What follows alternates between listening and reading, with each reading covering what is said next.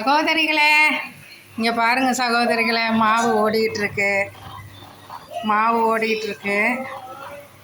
நல்லா பஞ்சு பஞ்சாக மாவாட்டி நல்லா நம்ம இது வடை போடணும் சகோதரிகளே.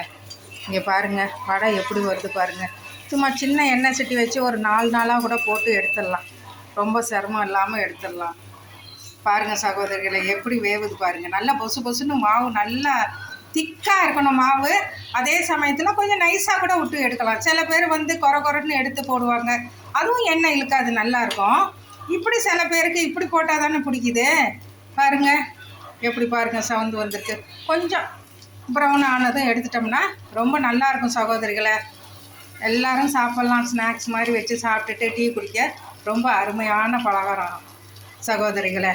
பாயாசம் இல்லாட்டினா வடை செஞ்சுக்கிட்டு சாயங்காலத்தில் டீ போட்டு குடிச்சிக்கலாம். வடை பாயசம் தான் செய்யணுங்கிறது இல்லை.